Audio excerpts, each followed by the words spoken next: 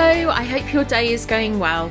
Good to have your company for this week's episode of Winchester Now, the local news and community magazine programme brought to you by our entirely volunteer team here at charity Winchester Radio. I'm Anna O'Brien. On today's Winchester Now, Friday the 11th of September sees the start of this year's Winchester Heritage Open Days Festival. 10 days of delightful free events to explore the culture and history here on our doorstep, visiting places of historic interest, taking part in workshops, going on walks and tours, and hearing talks about the history of places in and around the city. The theme this year is Everyday Histories. We hear more from members of the Catholic parish of St Peter and the Winchester Martyrs, whose church on Jury Street, St Peter's, marks its centenary this year. And as such, the parish is taking part in this year's Heritage Open Days Festival, highlighting the church as a place for all and giving members of the public a chance to hear more about its history with some guided walks. Many people in the UK gathered together last Wednesday to mark the partial solar eclipse of the sun. Winchester Radio went along to one of the organised events coordinated by the Friends of St Giles Hill Park to soak up the community atmosphere. Also on the programme today, we have a roundup of news in brief to share with you too. Winchester Radio. I'm Summer Cook, and today we're joined by Liz Wald, a volunteer and member of the congregation at St Peter's Church, and Simon Roffey, a parishioner and lecturer in medieval history at the University of Winchester. They're here to tell us more about St Peter's involvement in Winchester Heritage Open Days, taking place from the 11th to the 20th of September. The event offers people the chance to come together and explore Winchester's rich heritage, history and community, all completely free of charge. To start us off, Liz is going to tell us a little more about the history of St Peter's Church. The church itself is 100 years old. It was preceded by the Milner Chapel, which was built in 1792, quite revolutionary in its time. It was neo-Gothic, and it was also actually the first Catholic church to be consecrated in England after the Reformation. So we have history of Catholics in Winchester actually is quite a tolerant one. Winchester people have always been quite happy with their Catholic neighbours and other minor religions as well. And so when St Peter's Church was built 100 years ago, everybody welcomed it with open arms. Are you guys doing anything in particularly special to mark this celebration this year? We've had quite a few celebrations over the year. And then this is the sort of the last things we're doing running up to Christmas, when we'll be having a carol concert. You've had a very busy year for you guys at St Peter's Church, and you are being involved in the Heritage Open Days. For those who haven't attended before, what are the Heritage Open Days and what does it offer to visitors? Heritage Open Days have been running quite a few years. Chance for local organisations, buildings and things to open their doors free of charge usually, perhaps for tours, talks, just anybody wants to come along.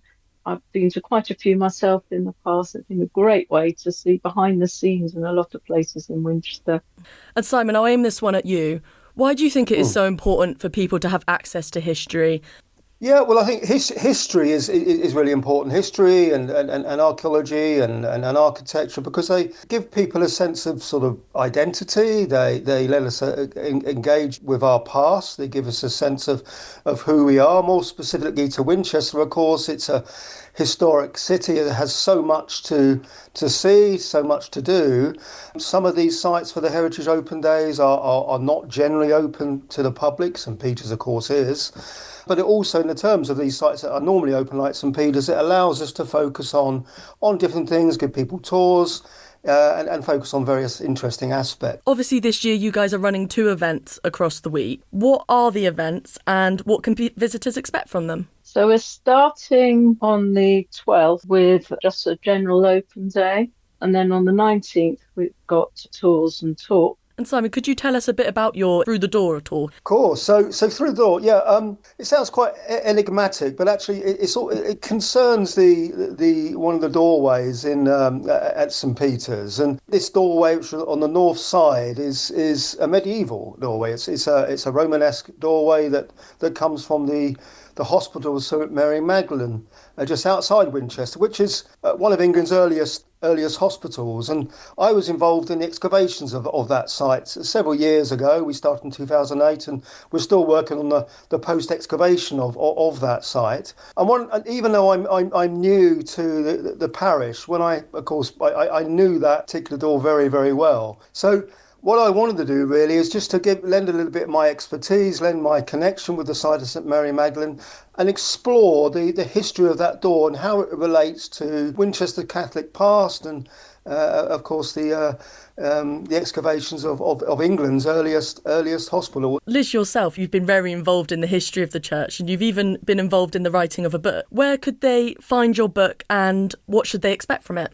Yes, so the book is just mainly to celebrate our centenary. It's called A Place for All, which is the tagline for the centenary. And so it covers a history of the last 100 years from when the church was basically just a hole in the ground.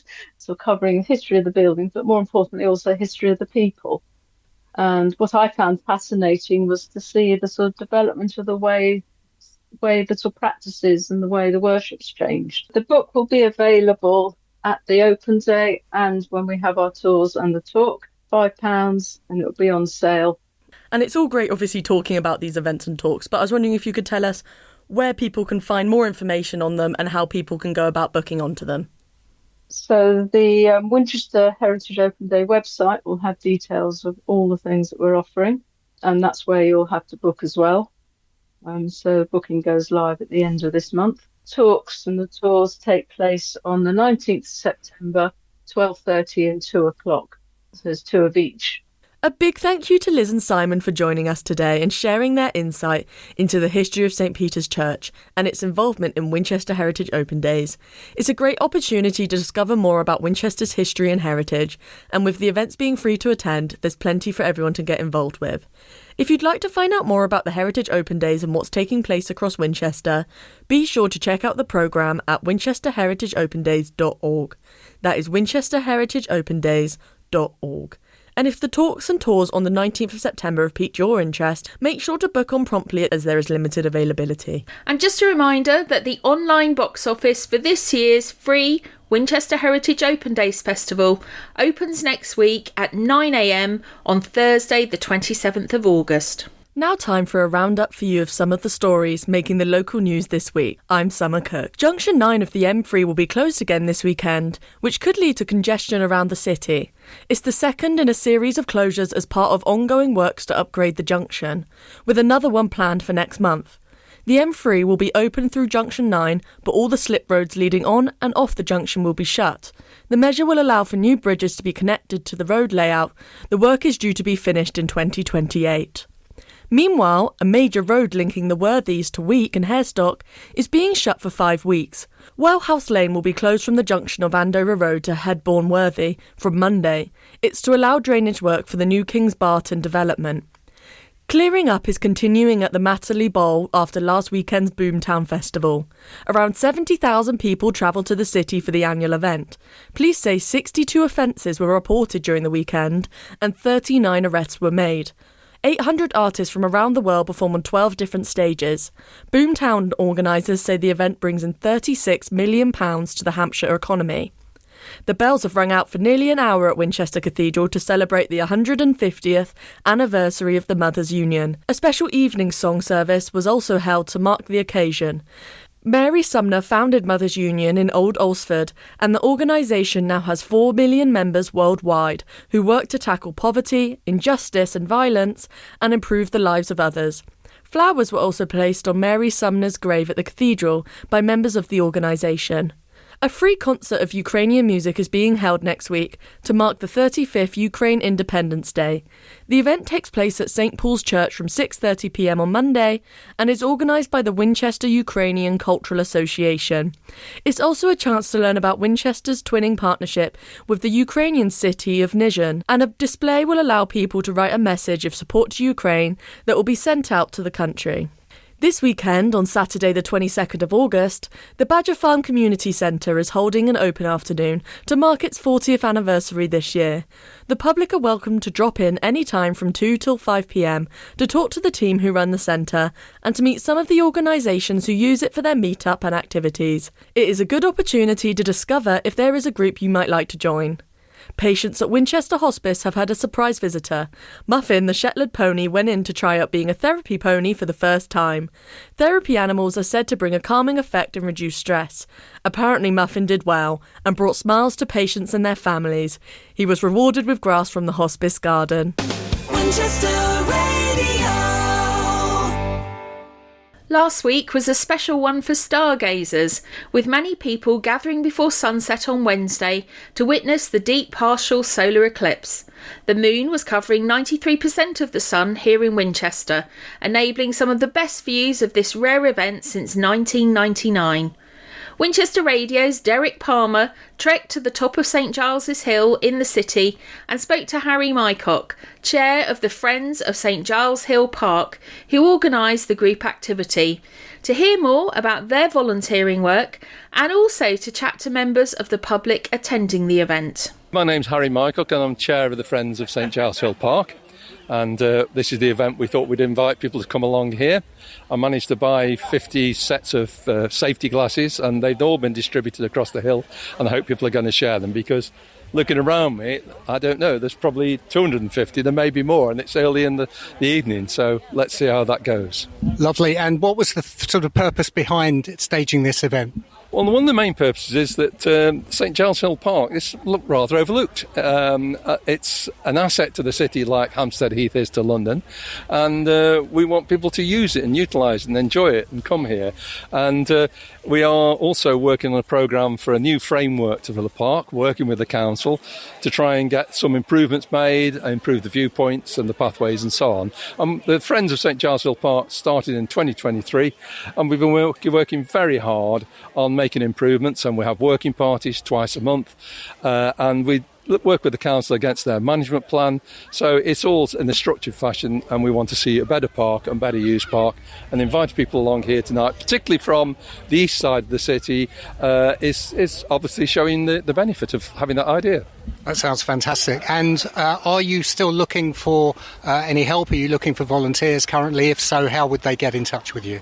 Oh yes, well there's the website, the Friends of St Giles Hill Park is the best place to go to get in touch with us, and we are looking for volunteers. The sort of thing we can do on the park is everything from lightweight pruning and litter picking right through to heavy digging of the roots of brambles that are in the wrong place, and also we're looking for people to help with all aspects of running a charity. Particularly social media is one where we find it rather difficult to get messages out, and we also have on there information about the free events we have, and we've got several free events coming up. A walk on the 1st of September for St Giles Day in the evening. We've got a bat night, this is a bat hotspot, and that's on the 5th of September, and then part of the Heritage Open Day walks in late September, book through them, then again some free walks to talk about the park and the area and how it was used in the past. That's wonderful. Thank you very much for speaking to Winchester Radio today, Harry. I wish you a wonderful evening. Thanks very much. All right, thank you. Hi, Rachel. What do you think of the experience this evening? I think it's pretty amazing. I didn't expect to see so many people up here, especially not people with picnics and their families. Wish I'd thought of it. Looks really good. We've brought our special glasses that are quite hard to get hold of, so we haven't been sharing them. And yeah, we've just been enjoying it. My name's James. I live locally and really enjoyed the event. I remember back in 1999 seeing it, and the change in the light just being a really exciting experience when I was a student, and now to be able to do it as a much older man with everyone up here on St Giles Hill has been fabulous, actually. Yeah, it's loads of people. Were you expecting this many? Not quite. We knew that some of the residents were going to come up here because there'd been a WhatsApp group, but to see this many people, and it's actually just really fun to get the community together, and actually I've really enjoyed being up here. It's been really enjoyable. Fortunately, the Residents Association had got some glasses, and so we could actually see the eclipse as well. But to see so many people up here, I mean, it's probably one of the largest events I've seen, so yeah, it's fantastic. We've had an amazing time, and as long as my dog doesn't eat your microphone, we'll have had a really wonderful time, Have they? Well, that's good to know. So, no, it's been a fantastic evening. Loads of neighbours have come out, and people from all over the place have come up here. We've really enjoyed ourselves. What an experience. And did you expect this number of people? Not at all. This is even more than bonfire night, which is fantastic. So it's great to have the hill used this way. We really love it. That's it for this week on Winchester Now. Thank you very much for listening. We hope you've enjoyed the local news our volunteers have spent time covering for the community to bring you this week. Many thanks to everyone who kindly gave their time to talk to us for this week's episode. Thanks too to my fellow Winchester Radio volunteers who helped both on and off air to produce this episode of Winchester Now. Mary Blacksland, Summer Cook, Nigel Dallard and Derek Palmer. You've been listening to Winchester Now. We hope you've enjoyed this weekly programme from Winchester Radio. If you have a story to share with us, please let us know. You can drop us an email. We're news@winchester.radio. And you can follow us on social media platforms. Just search for Winchester Radio. Winchester